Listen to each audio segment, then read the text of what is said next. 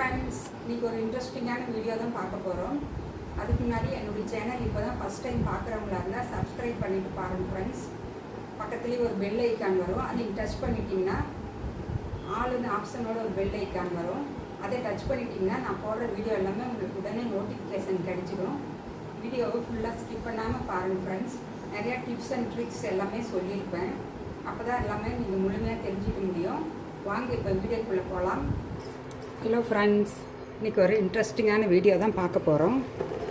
Salem famous தக்காளி சாம்பார், செலவு அரைச்சி வச்ச தக்காளி சாம்பார் எங்கள் வீட்டில் நான் எப்படி செய்வேங்கிறத உங்களோட ஷேர் பண்ணிக்கிறேன். அதுக்கு இப்போ கடாய் வச்சாச்சு. என்னென்ன செலவு போட்டு வறுத்துக்கலான்னு காமிக்கிறேன். கடாயில் எண்ணெய் மரசெக்கு எண்ணெய் ஊற்றிருக்கேன், கடலை எண்ணெய். எண்ணெய் நல்லா சூடாகட்டும். அதில் இந்த ஒரு டீஸ்பூன் அளவுக்கு அரிசி, எந்த அரிசி வேணாலும் போட்டுக்கலாம். வீட்டில் உங்களுக்கு சாப்பாட்டு அரிசி, இட்லி அரிசி எது இருக்கோ அதை போட்டுக்கலாம். லோ ஃப்ளேம்லேயே வச்சுக்கோங்க. பாருங்கள், அரிசி இந்த அளவுக்கு நல்லா பொரிஞ்சதும் பூண்டு பல் ஒரு 10 பல் பூண்டு, கறிவேப்பிலை,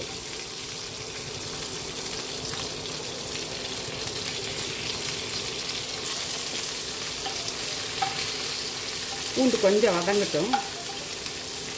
ஒரு சின்ன வெங்காயம், இந்த அளவுக்கு ஒரு 10 சின்ன வெங்காயம் ரெண்டாக கட் பண்ணி அதையும் போட்டுக்கலாம். சின்ன வெங்காயம் கிடைக்காதவங்க பெரிய வெங்காயம் கூட கொஞ்சம் கட் பண்ணி போட்டுக்கலாம். ஒரு அரை வெங்காயம் கட் பண்ணி இது மாதிரி போட்டுக்கலாம்.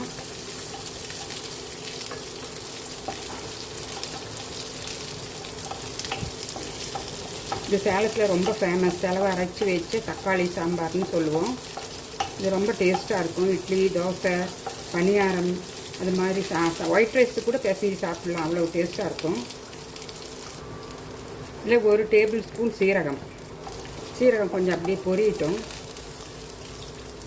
டேபிள் ஸ்பூன் சோம்பு. ஸ்டவ்வை லோ ஃப்ளேமில் வச்சு செய்யுங்க, எதுவும் கருகக்கூடாது, நல்லா பொரியணும், அவ்வளோதான். அப்போ தான் அந்த ஃப்ளேவர் வாசனையெல்லாம் நல்லா இறங்கும் சாம்பாரில். பாருங்கள், ஒரு சின்ன பீஸ் கட்டி வெங்காயம். இது ஸ்டார்டிங்லேயே அந்த பூண்டு போடுறப்போ போட்டு இருக்கணும், நான் மறந்துட்டேன். அதையும் இதோட போட்டுக்கலாம். பெருங்காயம் எல்லாமே ரொம்ப ஜீரணத்துக்கு ரொம்ப நல்லது. என்னோடய ரெசிபி எல்லாத்துலேயுமே அதிகமாக கொஞ்சம் பெருங்காயம் இருக்கும், போட்டு தான் செய்வேன். இது நல்லா பாருங்கள், சோம்பு நல்லா வதங்கிடுச்சு. ஒரு 5-6 மிளகு. இப்போ இதில் 4 டேபிள் ஸ்பூன் தனியா,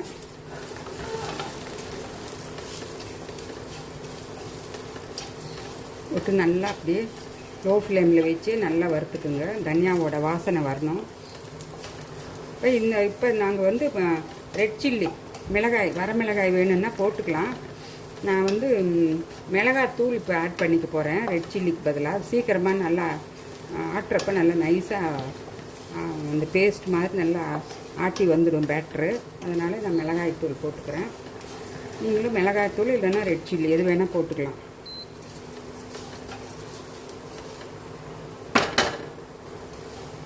பாருங்கள், இப்போ ஸ்டவ் ஆஃப் பண்ணிடுறேன். ஆஃப் பண்ணிவிட்டு தான் மிளகாத்தூள் போடணும், இல்லைன்னா மிளகாத்தூள் கருகிடும். கடாய் சூட்லேயே அது நல்லா வறுபட்டுடும். ஸ்டவ் ஆஃப் பண்ணியாச்சு. நல்லா தனியாக நல்லா வாசனை வர்ற அளவுக்கு நல்லா வறுத்துக்கிட்டேன்.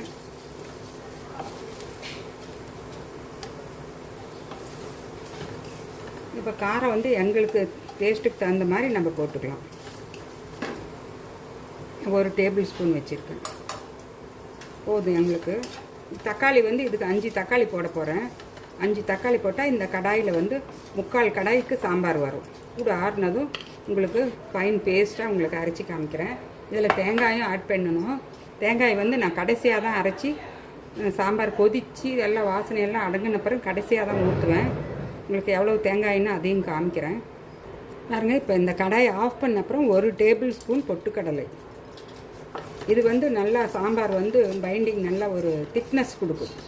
அதிகமாக போடக்கூடாது, இந்த குவான்டிட்டிக்கு தகுந்த மாதிரி.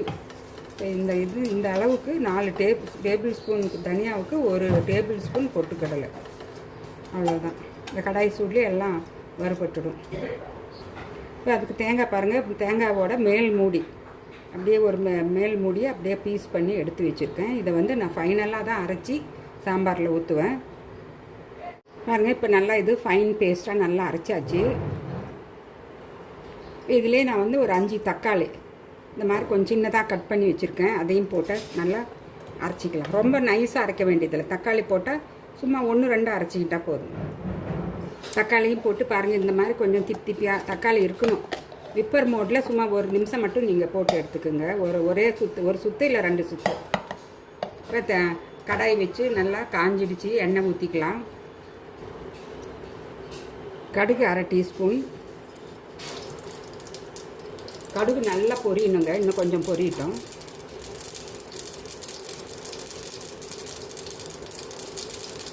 இது மாதிரி கட் பண்ணி இருக்கிற சின்ன வெங்காயம், கருவேப்பிலை கொஞ்சம் போட்டுக்கலாம்.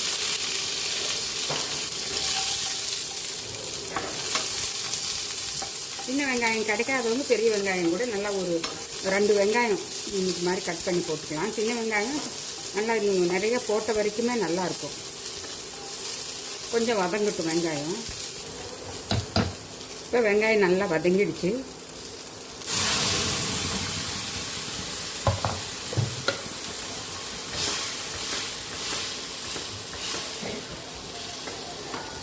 தண்ணி ஊற்றிக்கலாம். கொஞ்சம் மிக்ஸி ஜாருக்கும் கழுவி ஊற்றிக்கலாம். நான் இன்னும் தேங்காய் அரைச்சி ஊற்றலை. இந்த சாம்பாரோட வாசனை, பச்சை வாசனை அடங்கின அப்புறம் தான் தேங்காய் ஊற்றுவேன்.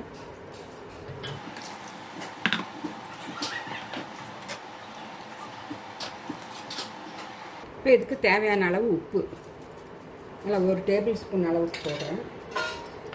இது நல்லா கலந்து விட்டு மூடி வச்சிடலாம். இப்போ இந்த தேங்காயை வந்து நான் மிக்ஸி ஜாரில் போட்டு கொஞ்சம் திப்பியாக அரைச்சிக்கிறேன். ரொம்ப ஃபைன் பேஸ்ட்டாக அரைக்க வேண்டியதில்லை. கொஞ்சம் திப்பியாக அரைச்சிக்கலாம். இப்போ பார்க்கலாம்.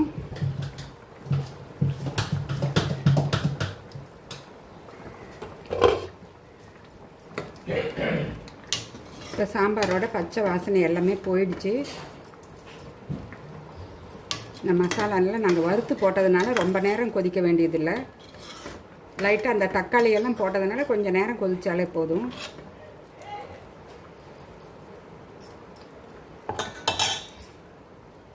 இப்போ இந்த தேங்காயை போட்டுக்கலாம்.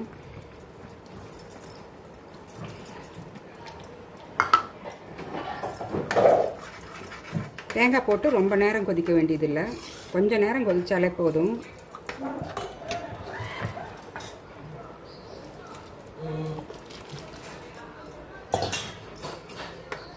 இப்போ இந்த டைமில் நீங்கள் உப்பெல்லாம் செக் பண்ணிக்கலாம். உப்பு கரெக்டாக இருக்கான்னு பார்த்துக்கலாம். கொஞ்சம் கூட தண்ணி ஊற்றலாம். மிக்ஸி ஜார் கழுவி கொஞ்சம் தண்ணி ஊற்றிக்கலாம். இப்போ மிக்ஸி ஜார் கழுவியும் நல்லா 1/2 டம்ளர் தண்ணி ஊற்றியாச்சு. இது சாம்பார் கொதித்ததும் நான் காமிக்கிறேன் உங்களுக்கு. பாருங்கள், இந்த அளவுக்கு கன்சிஸ்டன்சி இப்படி தான் இருக்கும். சேலம் ஃபேமஸ் தக்காளி சாம்பார், செலவு அரைச்சி வச்ச தக்காளி சாம்பார்.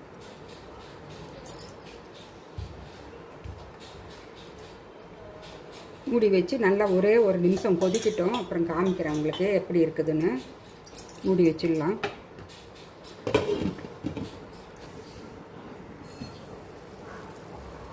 பாருங்க, நல்லா கொதிச்சிடுச்சு. இப்போ நான் வந்து ஸ்டவ் ஆஃப் பண்ணிட்டு போகிறேன்.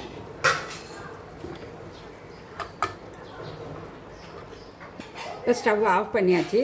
இதில் வந்து ஃபைனலாக பாருங்கள், இந்த மாதிரி ஃப்ரெஷ் லீவ்ஸ் கருவேப்பிலை தாங்க ஹைலைட். இதுக்கு சீக்ரெட் இதுதான். இதில் இருக்கிற கடைசி ஃபைனலாக இது மாதிரி ஆஃப் பண்ணிவிட்டு ஃபைனலாக போடுறது அவ்வளோ அரோமா அவ்வளோ சூப்பராக இருக்கும் சாம்பாரில்.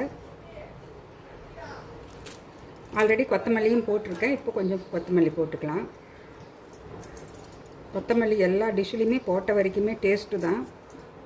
அவ்வளோதாங்க, சேலம் ஃபேமஸ். எங்கள் வீட்டில் தக்காளி சாம்பார் இப்படி தான் வைப்போம். உங்களுக்கு பிடிச்சிருந்தா ஒரு லைக் பட்டனை கிளிக் பண்ணுங்கள் ஃப்ரெண்ட்ஸ். நீங்களே இது மாதிரி ஒரு தடவை செஞ்சு சாப்பிட்டு பாருங்கள்.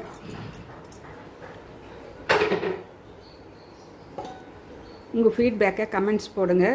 நான் மறுபடியும் அடுத்த ஒரு இன்ட்ரெஸ்டிங்கான வீடியோவில் சந்திக்கிறேன். பாய்.